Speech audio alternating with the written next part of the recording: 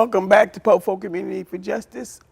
I'm Apostle Cecil Hatchett, and I would just like to welcome all you people back to Pope Folk Community for Justice. Brother Scott is going to talk about some very important, interesting things that he wants to get out to all you wonderful people in TV land, and I'm looking forward to that all taking place. And we're going to have a question and answer show today, so I believe the information will be very beneficial to all you people out there in cyberspace. And without further ado, I'm looking forward to having Brother Sam come out and join us out here on the show and discuss these matters of great importance.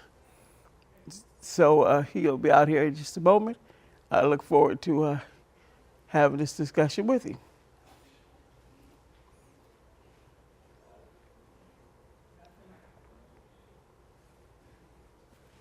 Anyway, I'm going to touch on a few subject matters. One about Hillary Clinton and Bill Clinton, and that's what I'm going to do one day in the future. If I don't discuss that today, we'll definitely discuss it next week on the 22nd. So, so here we are today, brother. Please continue. Well, let me go ahead and get mic'd up here. Okay. While he's getting mic'd up, I'll probably cover a few subject matters that I think are very important. But now that he's on the mic right now, right? Yeah, I'm good. I'm on the mic. Okay, so here we go. So, guess what month this is? What month is it?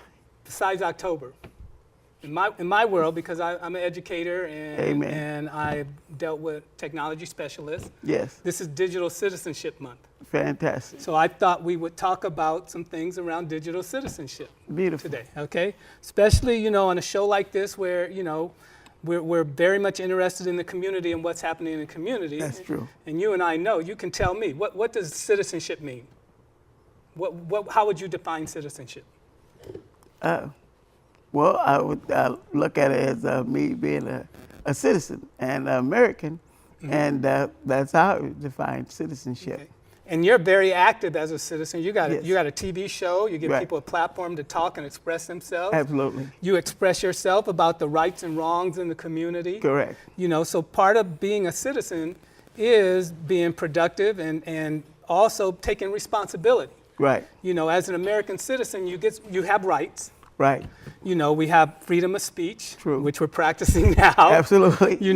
And you have other, there are other rights that are guaranteed through the Bill of Rights or the Constitution that we have. Absolutely. But what also comes with though is a sense of responsibility. Yes. You're responsible for your actions while you exercise those rights. That's true. And your right of freedom of speech cannot infringe on somebody else's right of life, liberty, and pursuit of happiness.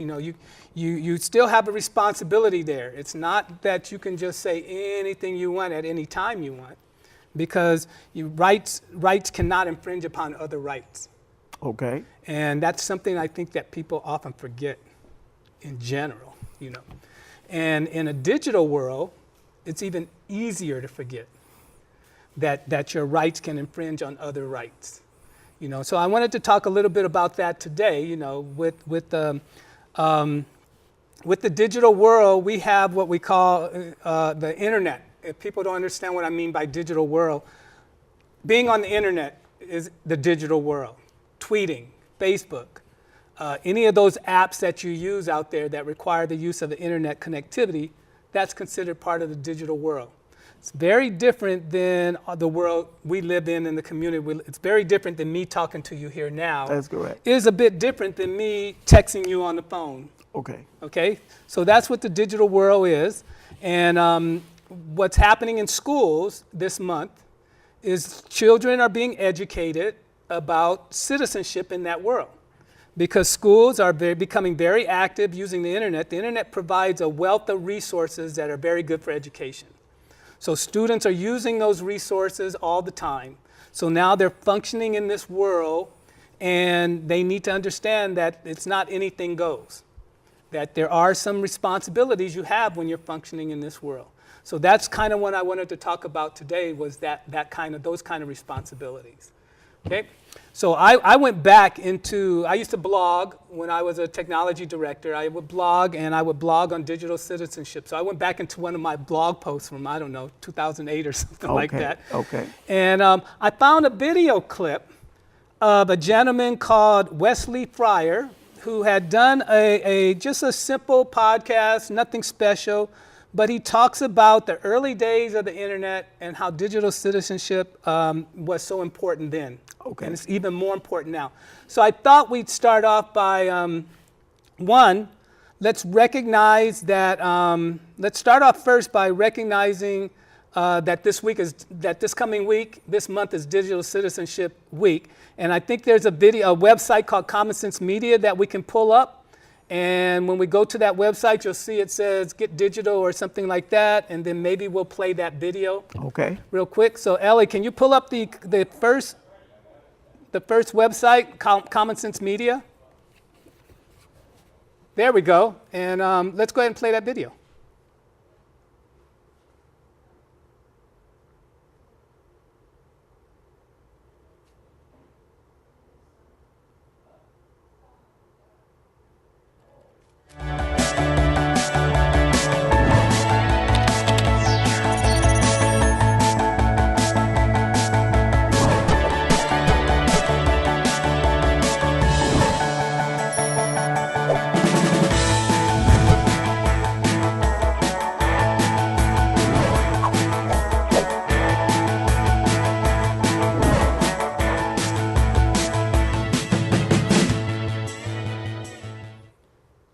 So very good there. So if anyone wants to use that video there, it's just a beginning video on Common Sense Media.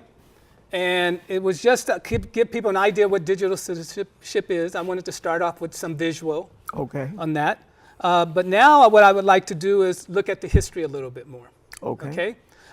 So now that we've shown this is Digital Citizenship Week, if you didn't see that already, I'll play another video and I'll show some resources. Common Sense Media, a great website to go to, not only for digital citizenship. I'm going to put in a plug for them. Okay. But parents, if you want to get critiques on movies and games that your kids are involved with and things like that, they do a very good job of having other parents, other kids, teenagers. They actually go in and they rate movies and games, and they talk about what the content is and how it affects. So it's a great site, not only for digital citizenship tools. Teachers use it for curriculum, but parents can also use it to get information about this whole digital world, especially if they're not understanding what's going on. My son, he's a gamer. He's online gaming all the time. Great. I don't game. So it's a world I'm totally not familiar with. But he enjoys it. But he enjoys it. There's a social aspect to it. We traveled a lot. He's in touch with friends outside this country, inside this country. That's how he stays connected with them, because while they're playing games, they are talking to each other and reminiscing. I can go into hear him sometimes talking to somebody playing a game, and I'll know which friend it is just by the conversation he's having. Beautiful. I don't particularly like some of the language the gamers use. I was taught better. And I always tell him, boy, your great grandmother would turn over in her grave if she heard you right now. But it's a different kind of world, and I'd rather be aware of what he's doing there than have him try to hide it from me. True. So I don't get on his case all the time. If he gets a little bit too boisterous and too outlandish, I will mention it to him. Oh, absolutely. But I think that's one of the things parents need to find, that right balance. Yes. I'm not perfect as a parent, and he probably gets away with more than he should. But but again, you got to find that balance, and you got to educate the students about digital citizenship. I'm constantly telling them, be careful what you do online. Colleges might see it, employers might see it. Just another quick note, anything anyone does online can become public. So don't think that because they say this is secure or this is private, that it cannot be public. You know, I was taught, and I taught my students, if you don't want it to show up on the front page of the New York Times, don't put it online. Okay, you know? that makes sense. You know, now, is somebody going to put your personal stuff on the front page? I don't know, but is it possible? Yes, it's possible. True. That somebody can find that information. And we see it in the news all the time. Reporters go out and they find information that's on the internet that leads them to report different things. So we know it's out there. That's what I do. Yeah, you go on the internet, you find stories. That's right. You know, you look at them. Okay, is this going to be an interesting topic to talk about? You know, you explore some more and we talk about those topics. Okay. So be aware that that's there, okay? So I'm going to take a little bit of look at one perspective on the internet in the early days, how he saw the internet forming.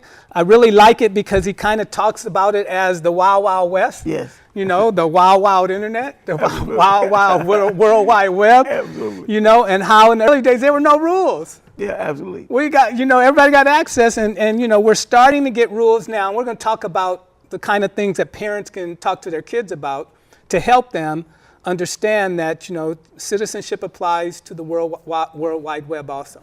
So if we can play that video of Wesley Fryer, I believe is his name, and he is talking about the internet and digital citizenship. It'd be great if we can do that now.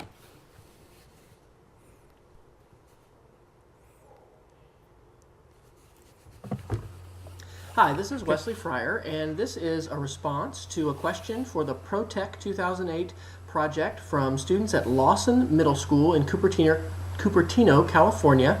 And this is one of the most basic questions to start with when we're having a conversation about digital citizenship. And the question that students posted was, what is digital citizenship? I'm going to show you a picture. I'm going to use a rather low-tech way to show this because I don't have a way of really putting this into this recording. But this is a picture, if you can see that with a reflection, of cowboys on a trail drive. And I really think that when we're talking about digital citizenship, we're talking about things that have to do with being on the digital frontier. You as students, we as teachers, any age you are being a learner, the technologies and the issues that are coming up today when it comes to the digital information environment are in many cases similar to things that we've seen before and we've dealt with before in the face-to-face analog world, but in some cases they're different. And I think that we can draw a lot of analogies to what happened in pioneer days and the ways that pioneers equipped themselves to be able to be effective on, in a new environment to what we're seeing today. Digital citizenship to me is two basic things, and I know you all are working with a framework that Dr. Mike Ribble and Dr. Gerald Bailey at Kansas State University have kind of drawn up. And actually, Mike, I had a chance to interview him a while back, wrote up his dissertation in education at Kansas State about this whole idea of digital citizenship. For me, rights and responsibilities are the two key parts of digital citizenship. And the reason I say that is because when we think of a traditional conception of citizenship, a lot of times those are the two things that we focus on. If I'm going to be a good citizen, I'm not only going to need to know about my rights, exercise my rights, take action based on my rights, but I'm also going to need to understand responsibilities, because rights are not given in a country like ours in the United States without some expectations of some duties or some obligations that I'm going to have to do. And so, we have freedom of expression, right? In the United States, that's in our Bill of Rights. And in a lot of countries, there is a guarantee that you as a citizen of that country have the freedom to express yourself. However, there are limits to what you can do with that freedom of expression. You can't go into a crowded movie theater and yell fire. Even in your school in the United States, you have a right of free expression, but you are not able legally to disrupt the educational process. And so citizenship in your community, in your school, in your state, in your country has to do with rights, but it also has to do with responsibilities, and it has to do with limits. I think that when we're talking about digital citizenship, in a lot of cases, when we talk about responsibilities, we're talking about ethics and what the right thing to do is. Again, let's think about cowboys and people on the frontier and the things that were appropriate and right to do. When you encountered somebody, when you encountered people who were living there in the land, those could be other settlers, those could be Native Americans who had lived there previously. There were things that may or may not have been written down and formally codified at the time the frontier was being explored, but there were still things that people would do or not do because they were the appropriate or the right or the wrong thing to do. I think the analogy of the frontier is really appropriate to what we're talking about today, because there is danger out here on the virtual frontier. There are bad things that you can run into. There are people making bad choices, out there. And in a similar way as to where you could certainly get into trouble if you were out on the frontier by yourself and you didn't have the right, support equipment, you didn't have the right tools. A similar kind of analogy can be made today to the digital information environment. So I think it's very important that you as students realize you are modeling behavior for other students that are going to be coming after you. I mean, when I was in school, I did not have an opportunity to learn about digital citizenship because we didn't have an internet. The internet did not exist when I was in school, in elementary school, middle school, high school, didn't exist. So I had an opportunity to learn about traditional citizenship, but not digital citizenship. And you may not see yourself as a leader now, but I would encourage you to recognize that leadership is a choice, and when you choose to do things online and talk to other people about those things, whether you're making an appropriate choice or an inappropriate choice, you are influencing those around you, and in many ways you're blazing a trail. And so hopefully that trail that you're going to be blazing is going to be an appropriate one that others are going to want to follow, because you are in many respects being a trailblazer. I think I'll also just say, and I'm going to wrap this up, that we have rights and responsibilities, and we need to understand how to appropriately exercise those rights and responsibilities. Because, like I said, there are limits in the face-to-face world with what we can do with our freedom, and the same thing is true on the information environment. An example might be at your school. If you're the first students to have laptops in your school district, and you get to take those home and bring those back, there will be people just waiting to see who is going to screw up, who is going to mess up, and give us this reason to say, oh, these kids don't need these laptops, these kids don't need access, they're not responsible enough to deal with this. And you better believe people are going to jump on those examples and try and block the way for pioneers, because there's some people that don't want the frontier to be expanded. They're happy with the way things are, or they're fearful of what lies out there on the frontier. And so in many respects, your role as a trailblazer is really, really important. I'm going to conclude with one more image. This is the image of a railway. This is actually at French Henry. This is a book about Philmont Scout Ranch. I'm a scout and grew up as a scout, and so when we talk about citizenship, I kind of connect with this a lot because I've studied citizenship and talked a fair bit about that. I like that picture of a track, of a railway, because the places you're going today with this study and with the research and with the work that you're going to do online, with the collaboration you're doing with others, the creation you're doing of media projects, in many ways you are going to be creating a track, creating a rail, a virtual rail that other students have never had an opportunity to go on before. And so I hope you take very seriously this opportunity that we have together, and you have, independently, and there with your teacher, wherever you happen to be on planet Earth today, to explore this idea of digital citizenship.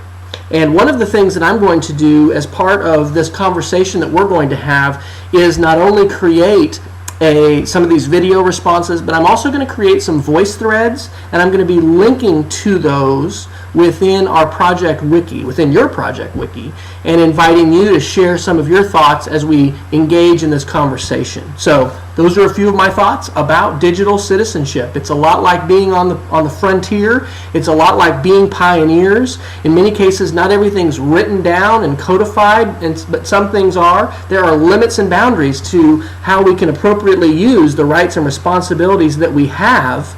And together we have an important obligation to model appropriate use, because we're not the only ones coming out here on the frontier. There's a ton of other people who are coming too, and they want to learn the things that we learn as we're out here on the frontier, and we have a responsibility to go back and talk to them about those things. It's far more than a conversation just about internet safety. It's about appropriate use, and it is about the rights and responsibilities which we have in this digital environment. And those are many, and we'll be talking more about those, I know, in the days and weeks ahead.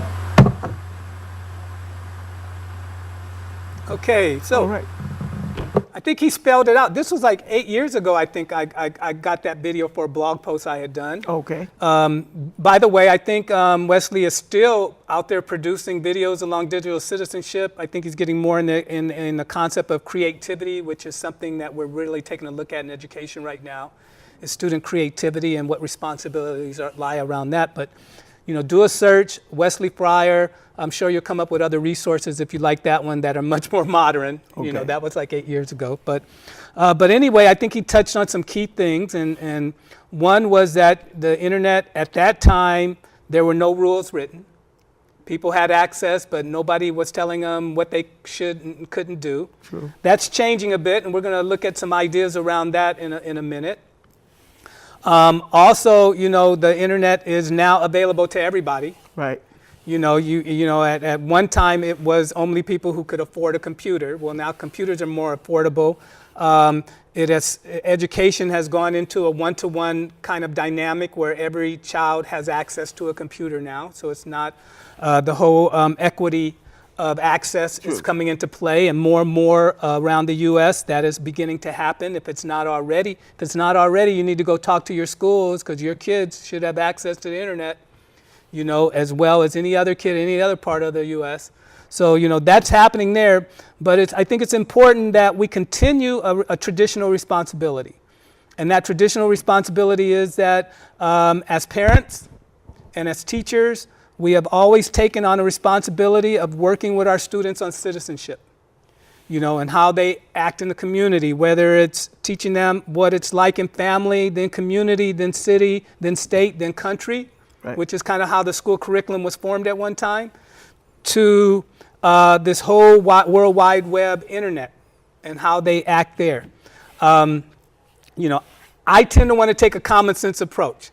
I know you take a very common sense approach to things. Okay. So I go back to my personal history, and I look at, okay, so who taught me right, wrong?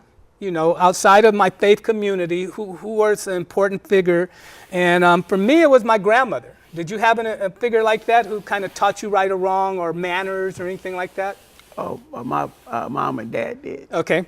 So, we all have these figures, and parents, if your student doesn't have a figure already, you probably are that figure, and that's one of the reasons I'm reaching out right now, is because I think we need to be aware that we are that figure, and we are, as parents, it is our responsibility to set the tone for students, not only in our conversations with them, but also with our actions, because I know, you see, I got my phone here, Absolutely. I got the internet here, I'm coordinating things with our control room through this. So, I have that access here, but, one thing, for example, one thing that I insist upon with my son, with my family, and I even my nieces and nephew, who aren't mine, they're my brother's kids, when we sit down to a meal, if they pull out a cell phone, I'm going to clear my throat awful strongly and let them know I'm not happy with that. Absolutely.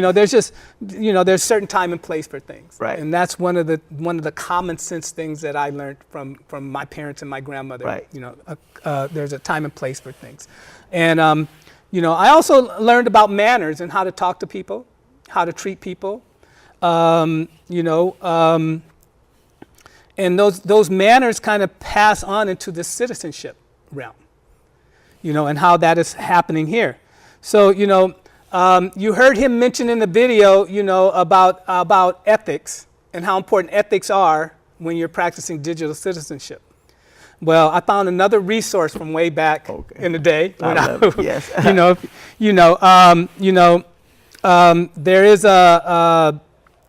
There is a group that put out. There was actually a professor who did research on ethics in digital citizenship. Right. And so he published a paper that included what he called the 10 Commandments of Ethics in Digital Citizenship. So I thought we'd look at those. Beautiful. We share those with the audience. Parents, look at these closely. If you wanted to understand what kind of ethical things are happening on the internet with your kids in the digital world, these 10 ideas will kind of touch on that. Okay? So the first one we want to look at is, you'll see them on your screen now, the 10 Commandments of Computer Ethics. So thou shalt not use a computer to harm other people. That's true. Okay? So, basically what we're looking at there is that, you don't want to do anything that's going to harm anybody. We all know that. Okay? So we want to pass this along to everybody there. I think that's a pretty obvious one. Would you say that's pretty obvious? Well, yeah, unless you have truth in the contrary to that. Okay. Where? Well, like when I was going to speak in regards to Bill Clinton, a drug addict in the White House, having sexual relationships in the White House, and his wife was a con artist, and they did all kind of evil stuff, and I just feel greatly about them and need to be brought to justice. I know a lot of people are afraid to speak from their heart, because I believe in speaking from the heart, and I don't care who knows how to find me, because I always advertise how to find me and my phone number and everything. Okay. And that's all I'm interested in, is the truth, the whole truth, nothing but the truth. So that's what I speak on. So I would love to see Bill Clinton go to prison, because there's a lot of Negro, colored, black African Americans that went to prison because of his not truthfulness. He's a drug addict, and his relatives used to talk about it, though, like a vacuum cleaner. And he was still doing drugs in the White House. Some of his secret agents that was staying guard over him wrote a book about how notorious he was. Okay. So he can project nice images, but the real truth comes out in the end, and that's all I'm pursuing, is the truth, the whole truth, nothing but the truth. And that touches on one of the ethics on the internet use. Yes. We want to make sure that the information we're getting and that's being put out there is truth. Absolutely. It's accurate. And we want to make sure that if it's not, we have the resources available to us to find that out. Absolutely. Find that out. So, one of the most important ones is, you don't want to do anything on the internet where you're going to hurt other people or harm other people. That's true. And I think that's pretty universal on or off of the internet. Yes. It may happen while you're protecting yourself from harm. True. But you do not want to intentionally go out and harm anyone. That's very true. Internet. Okay. Another one of our commandments of ethics. Number 2, thou shalt not interfere with others people's computer work. Right. Okay, so traditionally, I know when I was in school, you got in big trouble if you copied. That's true. Very true. Am I right? You're right. That's one thing you just didn't do in school. You didn't copy other people's work. Right. Big trouble for you there. The same is applying in a digital world. Just because it's easier, it's very easy for me to copy, highlight, copy, paste. Right. looks like it's mine. Change the Yes. words a little bit here and there. Yes, You know, yes. act like I wrote it. It's something Yes. very easy to do, but you should, you know, again, ethically, you should not be doing that. No, you should shouldn't. not be copying somebody else's work. You should not be taking someone else's work and using it as if it's your own. That's very true. You know, it was a lot harder back in the day. You know, I couldn't take somebody's song and sing it and act like it was mine. That's true. You know, everybody would know because they Yes. knew I wasn't writing songs. Absolutely. You know, or whatever the reason was, you know, you just couldn't get away with it as easy. That's true. And if you attempted it, you got in big trouble. Absolutely. You know, and just because you're in this digital world now where it's a lot easier to do, you may not even get in trouble because there's so much out there, doesn't make it right. And so that's why that second commandment is so important there. You know, you don't want to interfere with other people's computer work at That's all. Right. You know, also you don't want to do anything that is going to block them from doing their work. Right. You know, and you know that's something we learned in school through teamwork. Right. You know, another thing you would get in trouble for if you That's- interrupted somebody doing work. Right. That's like one of the big things you get in trouble for. Yes, you know, you would. you You could would be not, punished. you could not, you know, distract students in class. That's true. You know, and if the teacher saw you meddling with somebody, you got in trouble. That's very true. You know, and it's the same on the internet. You should not be doing that. You should not be, you know, ethically using it. Good digital citizenship. You would not be interfering with somebody else's work. Right. Okay. Number 3 here. Thou shalt not snoop around in other people's files. Right. Okay. So you know, my sister would kick my butt if I went to her diary. Absolutely. Yes. You know what I mean. I do, you know, I definitely do. You know, my grandmother, my mom and dad, they would put things away and they said, "Do not touch that." Absolutely, You know, yes. it'd be a paper with something written, or whatever. You know, Yes. you just did not do that. They don't want you to hack. You know, you take didn't the go first into other look or a people's second stuff. look. You know, Absolutely, yes. you know, the same thing on the internet. Mm-hmm. You know, it's ethical. It's the same thing. Just because it's easy, okay. So I open up the internet. I go in. I'm here at PCM. I go in and I open up a browser, and all of a sudden I'm in somebody else's Google account. Yes. Doesn't mean I'm supposed to go in there and look at people's mail Right. or look at their files just because they didn't close down their account. Right. You know, ethically, you know, that's somebody else's files. That's really none of my business to do that. Absolutely So, you true. know, again, you don't want to go into other people's files. You don't want to go into their work, you know, without their permission. That is true. You know, again, common sense tells you that. Yes. You know, and we know from being kids, you know, what our parents would do to us if The we level did of that. You punishment, know, yes. you know. So and again, there's a line that is the same in the digital world as the Yes. real world. You know, we just got to find those commonalities. Okay, thou shalt not use a computer to steal. Okay, well, you know, you got in big trouble if you took some candy from the store without paying for Oh, it. absolutely. Yes. You Oh, know? yes. You'd be seriously punished. You know, it was coming down to you. Or if if you went to your brother's room and he had some money on the dresser and you snatched that, Yes, you know, yes. you got in trouble. Yes, you would. You just didn't steal. The same thing with the internet. It's very easy to go in and find music and take it and use it and give it to other people, and it's Right. not yours. Right. You know, that's stealing. You know, it's very easy to go in and find a video, or it's very easy to download software That's true. that you didn't pay for. It's very easy to download movies, That's very you true. know, that you didn't pay for, you know, and you know, it's an ethical choice, you know, especially if you live in countries where they don't have the same laws of internet. You know, you have to think about these things. Yeah, it sometimes. comes with the consequences. Yep. And so again, you know, you don't want to go into other people's computers and steal things. That's another practice parents should be talking about with their students, because it's one that's become almost accepted. Right. You know, to you know, and you know, I look back on it and I remember when cassette tapes came out. That's true. You remember cassette Oh, tapes? yes, yes. And we would record music off the radio, Right. and we would make multiple copies of those tapes and pass them out to our friends. Absolutely. You know, and didn't think anything of it at the time. You know, I didn't think anything of it. Everybody was doing it. Yeah, It didn't seem nobody thought twice unethical to about me. it. Right. You know, until you know, but my attitude changed when I realized that I was stealing money from the artists, Yes. because they were no longer able. All those people who I would give that song to on a copy may have gone out and bought the record Right. or the cassette tape, and that's money the artists would have made that they weren't making anymore. That's true.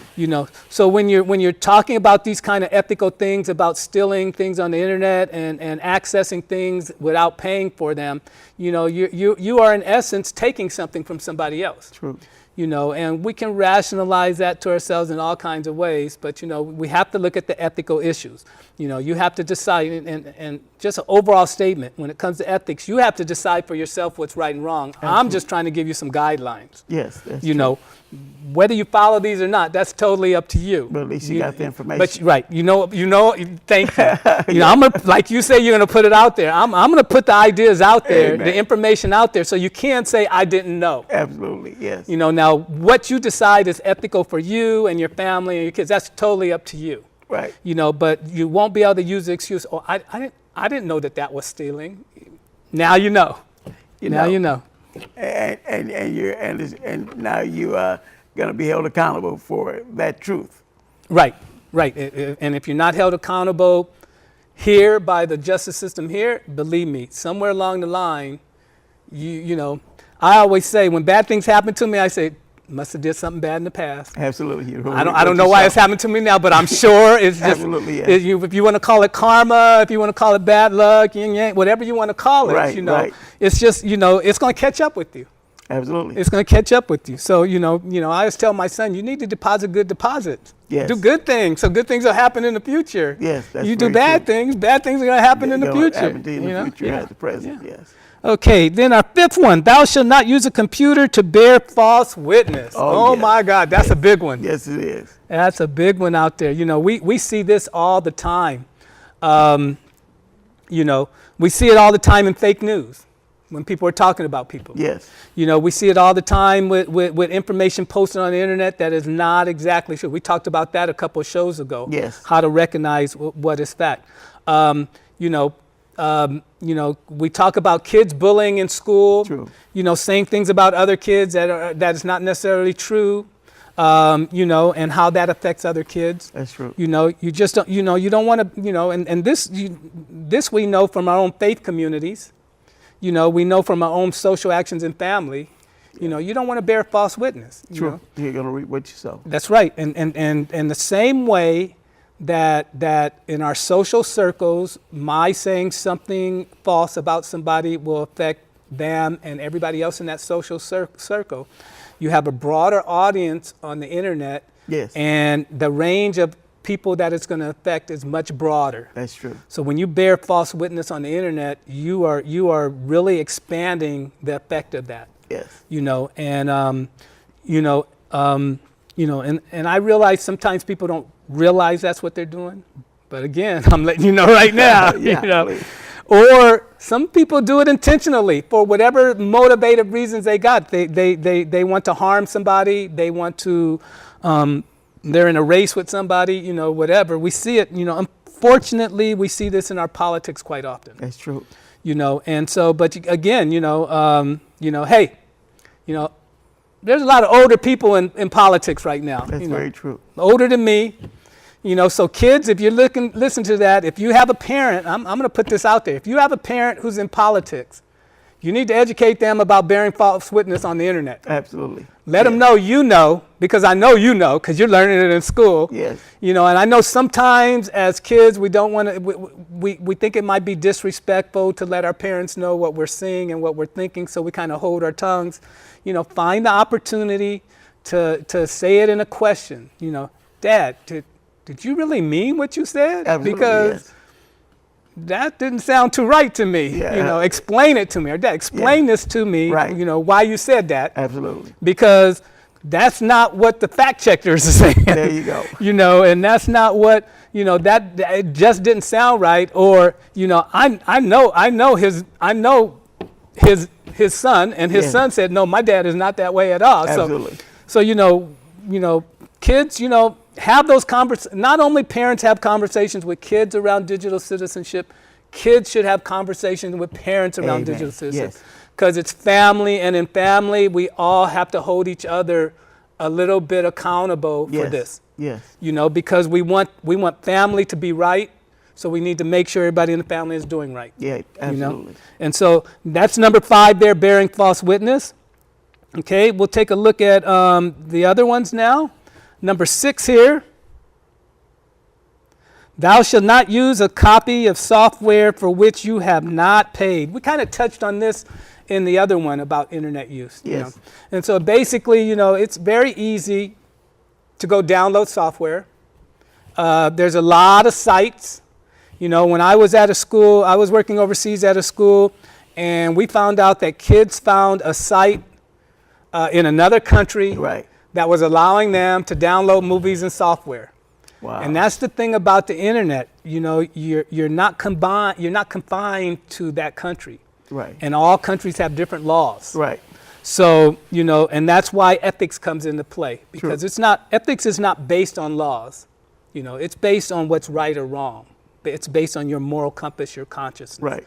And again, I'm sharing these, and we call them 10 Commandments. They're not really commandments. They're just ideas Yes. to help you in your ethics. But the kids, we found out that the kids found this site, and they could go to this site in this other country, and they could download software, and they could download movies.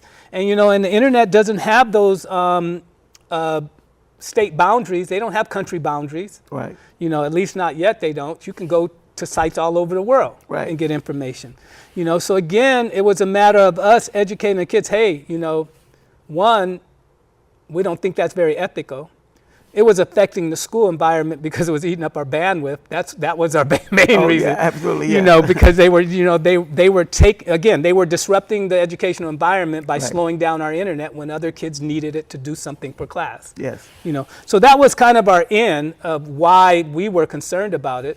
But at the same time, it was an opportunity, what we call a teachable moment, Yes. to talk with them about, this is somebody else's property that you're basically taking for free. Yes, that's true. And you're taking money from them. So Absolutely. Parents, again, you can have that same conversation. Again, it's up to you to determine what's right or wrong for your family, but make your kids aware that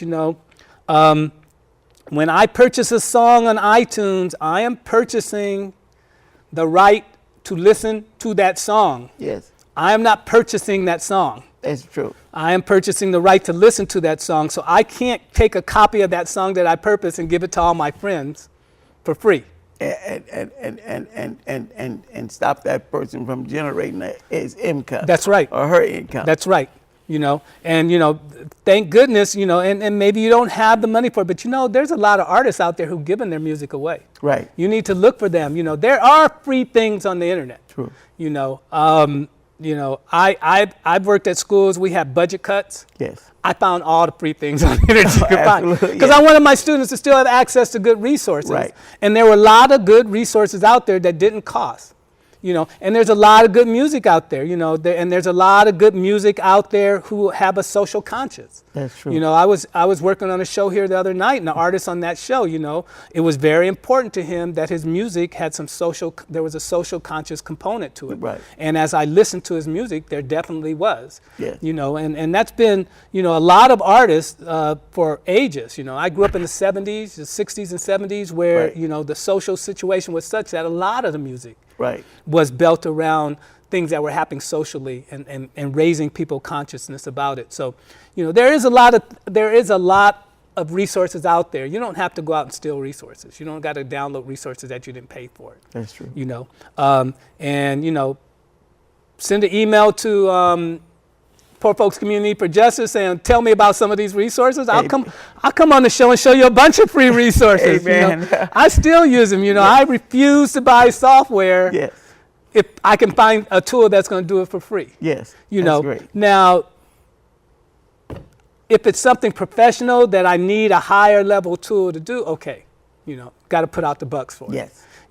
But if it's just me and I'm doing my hobbies or I'm doing my work, or even like around here in the studio, if I need clips or stuff and things like that, I see what's available. The clip you saw earlier with the gentleman, Wesley, that's a Creative Commons. Yes. Basically, he has said, okay, I'm posting this online, use it for your presentations, do what you want to do with it. That's why I was able to show that during the show. That's true. Because he has basically said that. And a lot of people are doing that. They are putting out Creative Commons goods that people can use all the time. Which is fantastic. And right, their social conscience is extending beyond not doing what's wrong to let me contribute and do some right things. That's You know, wonderful. that's another part of citizenship Yes. too. You know, there. Okay, let's see what we got next here. I think I let my app close on me here. I got to go back in now. That's okay. Oh, we got it up on the board there. Okay. Let's see. Thou shalt not appropriate other people's intellectual output, very similar to what we just talked about. Number 9, thou shalt think about the social consequences of the programs you write. Right. Okay, this one is kind of important, especially now that we're entering this age where anyone can write a computer program. You know, there's the whole concept of coding that they're teaching in school, which is good, because it's going to provide opportunities for many kids of all different walks to be entrepreneurs. Yes. in the world, the digital world, you know. But we need to be conscious, you know, of what we do. You know, when we were kids, we would go out, we would be entrepreneurs. We hustle bottles, we you know, play games, we meet other kids, but we had a sense of social conscience of what was right and wrong. That's true. You know, and while our parents wanted us to do things like that, be entrepreneurs, get creative, they also wanted us to have a moral compass, a social conscience, Right. so that what we did was had a positive effect on ourselves, on others, and society. Absolutely. We didn't want to do anything that was going to negatively affect other people, and that's a social conscience. And the same is true on the internet. You know, a good citizen to me, digital citizen, my value system tells me that if I'm going to produce something on the internet, if I'm going to produce a video, if I'm going to write code and make a program, you know, I want to make sure there's a sense of social conscience there. Just because I could do it doesn't mean that it's something I should do. True. You know, I don't want to write a program that's going to influence people to do wrong. I don't want to write a program that is going to enable people to do wrong, you know, and some people do. That's what they do. They write those kind of programs. And we need to make sure that, you know, we are consciously doing things that that have a moral compass about them. Yes. Whatever that is for you and your family, Yes. you know, that's what you need to determine. Yes. You know, because believe me, there are plenty of people out there who don't consider that in the actions they take and do on the internet. That's true. You know, so we want to make sure that parents, you want to make sure you have that conversation.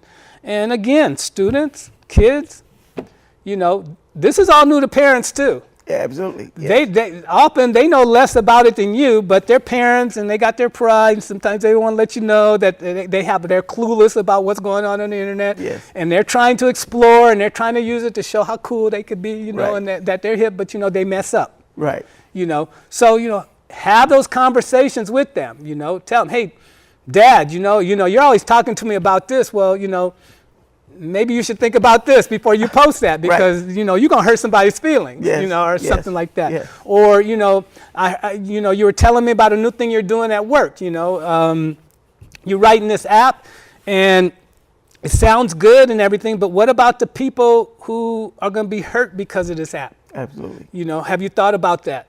You know, just bring the topic up. Don't accuse. Don't make accusations, but make people aware. What I'm trying to do. Absolutely. Share the awareness. Make people aware. And then our last one. Thou shalt use a computer in ways that show consideration and respect. You know, I like that we ended this one because it's on a positive note. That's beautiful. You know, I'm happy. and you know, if you forget all the other ones, if you remember this one, Okay. you're probably going to practice all the other ones. Absolutely. Yes. You know, because if you're respectful and considerate in what you do online, you know, you're not going to, you know, if I respect an artist, I'm not going to take his work. No. You know, if I respect my friend and they left their files open, I'm not going to go in their files. True. You know, if I respect everybody out there, I'm not going to say anything bad about them. I'm not going to bear any false witness against Right. them because I'm respectful, I'm being considerate. That's true. So, you know, that's kind of the last one we're going to talk about today, but it's something, you know, I'm putting out there, people remember that, you know, be considerate, be respectful, you know. You know, if it's not kind, then maybe it's not something you want to put out there. Absolutely. You know, if it's not legal, then maybe it's not something you want to do. Yeah. You know, if it's not responsible, then you probably shouldn't be doing it. Okay? You know, you want to put that, and if it's not appropriate, you know, you know what's appropriate and what's not appropriate. If it's not appropriate, just because you could do it anonymously doesn't mean you should do it. So, that's very true. You know, so those are the kind of things that I wanted to talk to you about today.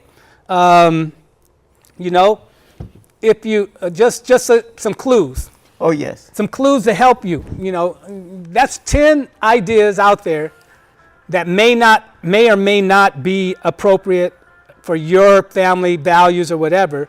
But here's some clues. And this is what I used to tell my students. You know, when you're not sure, you know, I always say, if you're not sure, think about what my grandmother would do, who really set the moral compass for our family.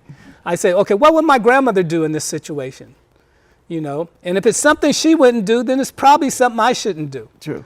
Or if I'm making something, I'm post something, I say, okay, is this something that I would show to my grandmother? Is it something I would show to my parents? Is it something I would show to my little brother or sister who's very impressionable? Right. And if it's no to any of those, then it's probably not something you should be doing. Well, that's what common sense tells me. Yes. You know, common sense tells me that it's probably something you shouldn't be doing if you're going to say no to those things. Okay. So ask yourself those simple questions. You know, when you're trying to determine what's right and what's wrong. Parents, instill in your kids, you know, that the same consideration away from the internet applies to the internet. Yes. You know, there's not much difference there's a difference in the activity, there's a difference in the environment, but there's not much difference in the ethics of it all. That's true. You know, and you want to make sure that your students are doing that. Is everybody going to be doing everything right? Of course not. I make mistakes. My son makes mistakes. We all make mistakes. Absolutely. You know, but one of the nice things about the internet is you can go back and you can correct it. I messed up. Yes. You can go back and say, I'm sorry, but I did this. You know, it won't happen again. Or, you know, my information was wrong. You know, and I think the good people who do put things on the internet, they say that things were wrong. You know, I made a mistake. I got my facts wrong, you know, and they go back and they correct it. They go back and they correct it. And that's what they should do. That's exactly what they should do. Yes. So I think what we're going to do now is, you know, we have, I'm going to go ahead. We're going to skip the we're going to skip the My Favorite Digital Assistant resource. I already told you, open Common Sense Media. That's where I go. Okay. So what we're going to do is we're going to go ahead and go to the last slide, the last video. Why is digital citizenship so important? Yes. You know, and this is back in 2012, I think. So the facts, the stats you're going to see are even greater now. But, you know, if you're wondering why is he talking about this? It's all very important. You know, well, this video kind of shows you, gives you an idea how many people are on the internet, how many people are using Facebook, how many people are using Twitter, how many people every day encounter, every single time they do something in these environments, they have to consider the ethics about it and not forget it, and how digital citizenship can affect the different things digital citizenship can affect in your kid's life. So why don't we go ahead, not this video, not this one, Ellie, we're going to show the very last video. The very last, we're going to skip that one. We're going to go to the very last video. Why is digital citizenship so important?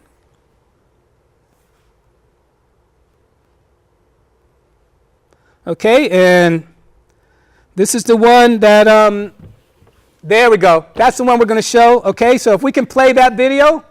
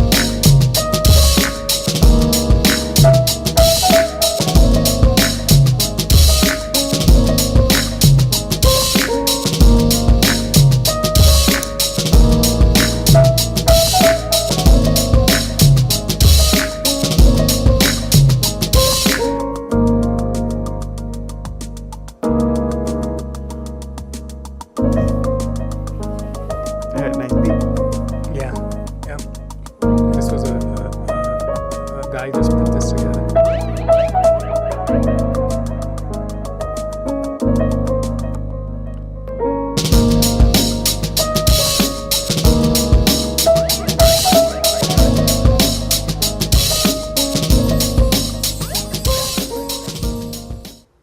There we go. There we go. So you saw how many people, what, 300 million Yes, tweets a day? that's a lot. And of this was in 2012. that's a lot of tweets. So we know the popularity has gone up quite a bit Yes, since it there, has, you know. yes. So every time somebody tweets, every time somebody posts to Facebook, every time somebody goes on the internet, there is an opportunity there to do what's considerate, to do what's right. That's true. There is also, unfortunately, opportunity there to do something wrong, That's true. or some people might say evil, or some people might say unacceptable, inappropriate.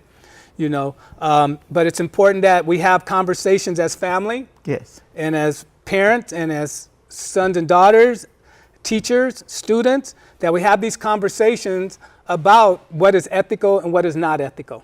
Okay? Yes. And just quick, Ellie, can you go ahead and show the resources? I'd just like to give credit to who I used for this presentation today. Oh, we're going off the air? Okay, so we'll do that another time. Okay. All right? Beautiful. So you want to... Thank you. Thank Okay. you for being on the show. And this is Popo Community for Justice, and the call that I know that I missed, but we'll hear your voice next week. So stay blessed, and all you good people out there in TV land. It was a great show, and I greatly appreciate you, There you brother. go. And Thank it was you. fantastic. Thank you, Okay. Cecil. Yes, Okay. again. Okay. Yeah. It's always a pleasure. And the time went fast. I did it real fast, huh?